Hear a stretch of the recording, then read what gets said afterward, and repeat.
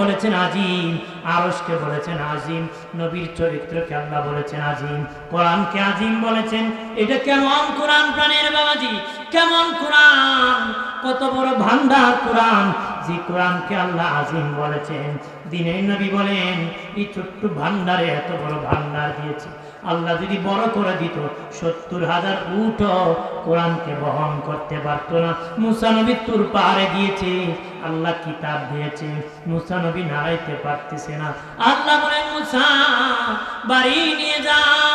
মুসা নবী বলে মালিক আমি তো নাড়াইতে পারতেছি না, কেমনে বাড়ি নিব? আল্লাহ কো মুসা কি করতাম? বলে আল্লাহ ফিরিস্তা দাও। ফিরিস্তা দেওয়া হলো, ফিরিস্তাও নাড়াইতে পারে না। মুসা নবী আল্লাহ আরো ফিরিস্তা রাখবে, কিতাব তো নাড়াইতে পারতেছি না।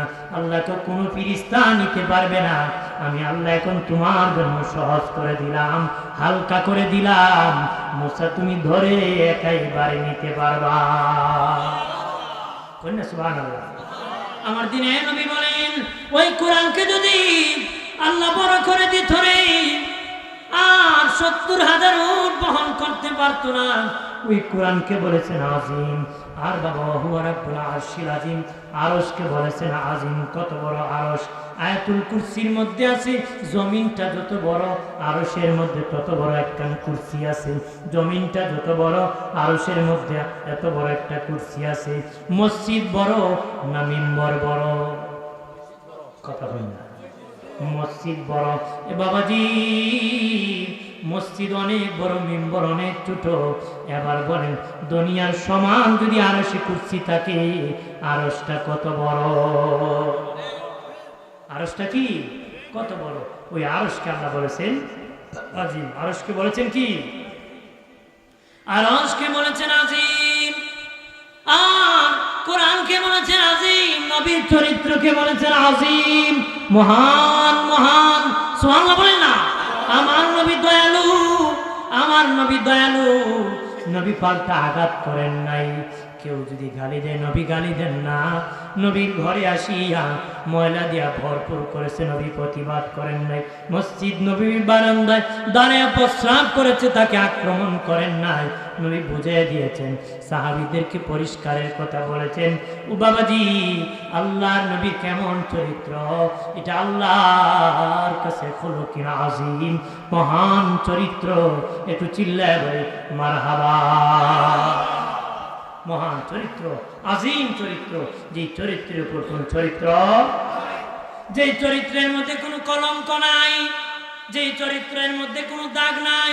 হযরত আনাস রাদিয়াল্লাহু তাআলা আনহু আল্লাহ নবীকে দাওয়াত করে আনাসের বাড়িতে নিয়েছেন। আনাসের মা একবার পূর্ণিমার চাঁদের দিকে তাকান, আর একবার আমার নূরের নবীর নূরের চেহারার দিকে তাকান। এইভাবে বারবার তাকাইতেছে। আনাস রাদিয়াল্লাহু তাআলা আনহু ডেকে বলে মা, ও মা, পূর্ণিমার চাঁদের দিকে তাকাও, আমার নূরের নবীর চেহারার দিকে তাকাও বারবার। আনাস রাদিয়াল্লাহু তাআলা আনহু মা ডেকে বলে বাবা, আনাস রে, পূর্ণিমার চাঁদের দিকে বারবার তাকাইছি, তোমার নূরের নবীর নূরের চেহারার দিকে তাকাইছি। পূর্ণিমার চাঁদে কলঙ্কের দাগ আছে, আল্লাহর হাবিবের চেহারার মধ্যে কোনো কলঙ্কের দাগ নাই। আল্লাহর হাবিবের চেহারা এমন আজিম চরিত্র, মহান চরিত্র। আমাদের জন্য লাকাদ কানা লাকুম ফি রাসূলিল্লাহি উসওয়াতুন হাসানাহ, আমাদের জন্য নবীর মধ্যে রয়েছে উত্তম আদর্শ। সূরা আহজাবের 21 নম্বর আয়াত আল্লাহ বলেন তোমাদের জন্য রাসূলের মধ্যে রয়েছে কি? উত্তম আদর্শ। আমাদের জন্য সে আদর্শ এই গ্রহণ করতে হবে, মিলাদুন নবীতে শিক্ষা নিতে হবে, আমরা গ্রহণ করব। আমাদের এমন নবী, যেই নবী প্রস্রাব মুবারক পাক, পায়খানা মুবারক পাক, থুতু মুবারক পাক, ঘাম মুবারক পাক, নবী পাকের যত বিষয় আদি রয়েছে সমস্ত বিষয় পাক পবিত্র, মেশকে আম্বরের চেয়ে সুঘ্রাণ। মেশকে আম্বরের চেয়ে কি সুঘ্রাণ। আমরা হলাম সেই নবীর কথা করা, যেই নবী যেদিন মিলাদুন নবী হয়েছিল কাপড় পরিধান অবস্থায় এসেছিলেন। সুবহানাল্লাহ বলেন না। নার কাটা অবস্থায় এসেছিলেন, মেশকের গান ছড়াইতে এসেছিলেন।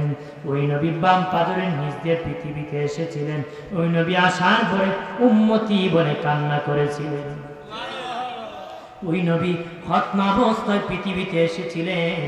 এমন নবী, যে নবী শিশু বয়সেও ইনসাফ শিক্ষা দিয়েছেন, এক স্তনের দুধ খেয়েছেন আর এক স্তরে খান নাই, বায়ের জন্য আমানত রাখছে। এটা আমাদের শিক্ষা, আদর্শ।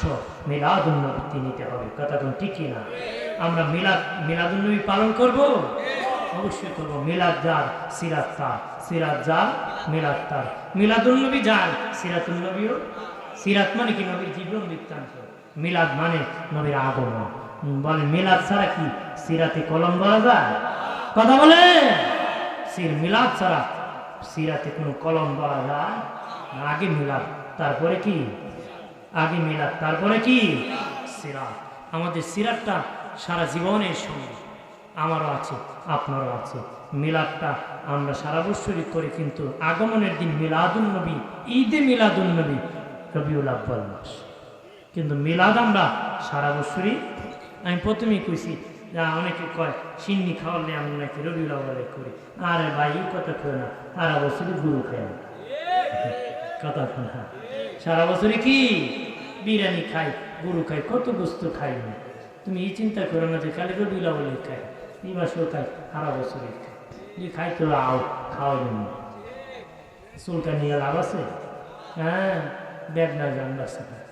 এবার জন্তু নিল যে ই কেন খাওয়াইলো করে, এর মাদ্রাসা দেখে, এরপরে বিচ্ছে ক্ষেত্রে খেলিত, কথা বানা।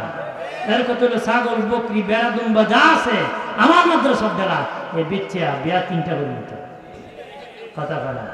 আর আখামে তো বাবুই না, আখামের কিতা ফুলাবান যন্ত্রণায় বাঘে ওস্তাদের যন্ত্রণা, দিনও জ্বালা রাইতো জ্বালা আছে কিনা, এরা যন্ত্রণায় বালা না। এই জন্য আল্লাহ হেদায়েত নসিব করে বলে আমি।